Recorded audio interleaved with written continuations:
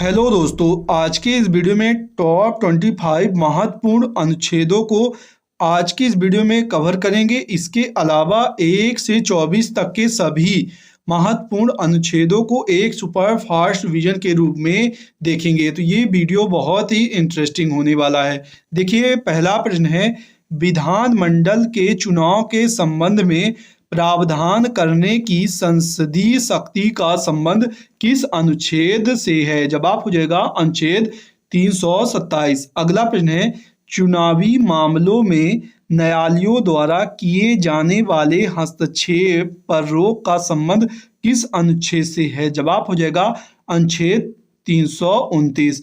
अगला प्रश्न है, चुनावों का अधीक्षण, निर्देशन और नियंत्रण एक चुनाव आयोग के अंतर्गत किया जाएगा का संबंध किस अनुच्छेद से है? जवाब हो जाएगा अनुच्छेद 324। ये तीनों प्रश्न सीजीएल मेंस में पूछे गए प्रश्न हैं। अगला प्रश्न है, अनुच्छेद 172(2) के अनुसार किसी राज्य की डैश डैश भंग नहीं होगी। जवाब हो जाएगा विधान परिषद। अगला प्रश्न है, कौन सा अनुच्छेद न्यायपालिका को कार्यपालिका से अलग करता है? जवाब हो जाएगा अनुच्छेद 50। अगला प्रश्न है, कौन सा अनुच्छेद राष्ट्रपति को विशिष्ट श्रेणियों के मामले में उच्चतम न्यायालय की राय लेने के लिए अधिकृत करता है? जवाब हो जाएगा अनुच्छेद 143।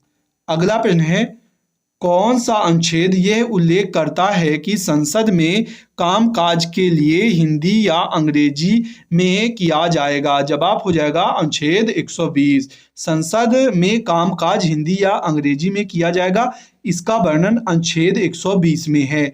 अगला प्रश्न है, संविधान का कौन सा अनुच्छेद 300A के तहत एक अधिकार है? जवाब हो जाएगा संपत्ति का अधिकार, जो एक कानूनी अधिकार है। अगला प्रश्न है, कौन सा अनुच्छेद संविधान संशोधन से संबंधित है? तो जवाब हो जाएगा 368 जो है संविधान संशोधन से संबंधित अनुच्छेद है। अगला प्रश्न है, मौलिक कर्तव्य भारत के संविधान के किस अनुच्छेद में निहित है? जवाब हो जाएगा अनुच्छेद 51A में मौलिक कर्तव्य निहित है। अगला प्रश्न है, कौन सा अनुच्छेद शिक्षा के अधिकार के प्रावधानों को स्थापित करता है? जवाब हो जाएगा अनुच्छेद 21A। अगला प्रश्न है, संविधान के किस अनुच्छेद में किसी व्यक्ति को अपने पसंद के वकील से परामर्श लेने का अधिकार देता है? कौन सा अनुच्छेद देता है कि कोई भी व्यक्ति हो अपने पसंद का वकील से परामर्श ले सकता है? इसका वर्णन अनुच्छेद 22 में है। अगला प्रश्न है, भारतीय संविधान का कौन सा अनुच्छेद सिक्किम राज्य के संबंध में विशेष प्रावधानों से संबंधित है? तो सिक्किम राज्य के संबंध में विशेष प्रावधानों से संबंधित अनुच्छेद है 371। लोगों को अल्फाबेट में कंफ्यूजन रहता है, तो आप याद कर लेना कि यहाँ पर यफ होगा। अगला प्रश्न है, किस अनुच्छेद में यह उल्लेख किया गया है कि निर्देशक सिद्धांत न्याय नहीं है? जवाब हो जाएगा अनुच्छेद 37। अगला प्रश्न है, भारत के संविधान का कौन सा अनुच्छेद राष्ट्रपति को संसद के दोनों सदनों की संयुक्त बैठक बुलाने की शक्ति प्रदान करता है? जवाब हो जाएगा अनुच्छेद 108 जो है राष्ट्रपति को संसद के दोनों सदनों की संयुक्त बैठक बुलाने की शक्ति प्रदान करता है। जवाब है 108। अगला प्रश्न है, भारत के संविधान का कौन सा अनुच्छेद किसी राज्य की सरकार के कामकाज के संचालन से संबंधित है? जवाब हो जाएगा अनुच्छेद 166।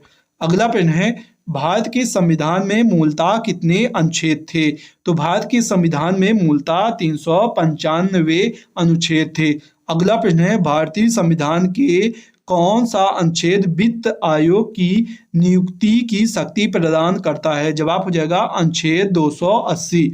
अगला प्रश्न है, किस अनुच्छेद के तहत भारत के प्रत्येक नागरिक को स्वास्थ्य का अधिकार दिया गया है? जवाब हो जाएगा अनुच्छेद 21। अगला प्रश्न है, भारतीय संविधान का कौन सा अनुच्छेद राष्ट्रपति के चुनाव के बारे में बताता है?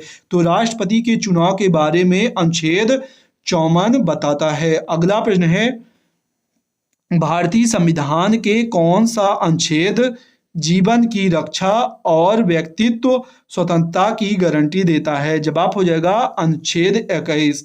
अगला प्रश्न है, किस अनुच्छेद के तहत मंत्रिपरिषद सामूहिक रूप से लोकसभा के प्रति जवाबदेह होगी?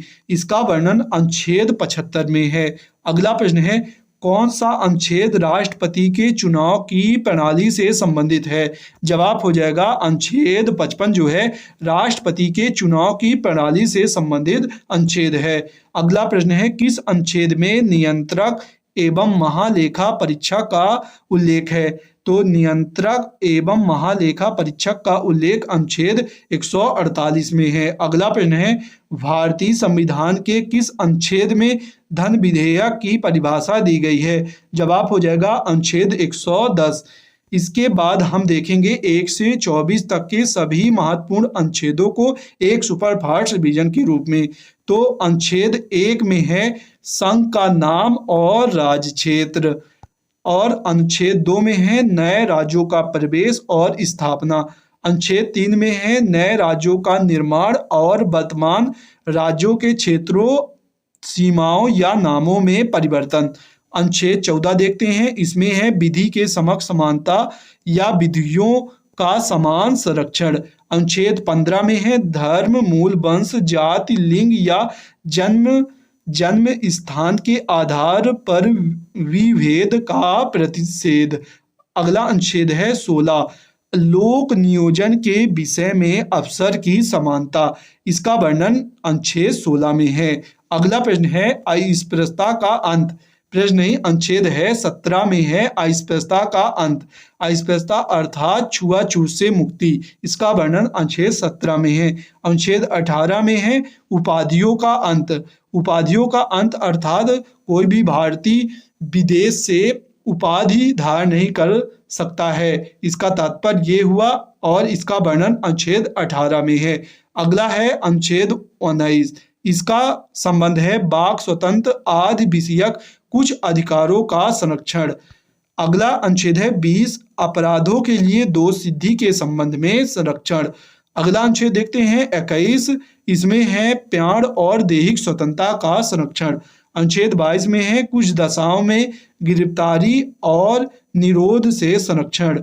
अगला अनुच्छेद 23 है मानव के दुर्व्यापार और बलात्श्रम का प्रतिषेधन।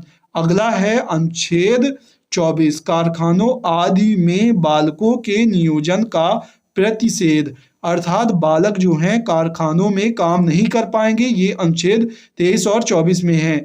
तो इसे आप ट्रिक से भी याद कर सकते हो कि बालक 23-24 घंटे काम कभी नहीं करते हैं। तो 23 से हो गया अनुच्छेद 23, और अनुच्छेद 24 में बालकों से संबंधित ये काम ना करें, ऐसा अनुच्छेद 23 और 24 में वर्णन है। मिलते हैं इसी प्रकार के शानदार वीडियो के साथ। धन्यवाद।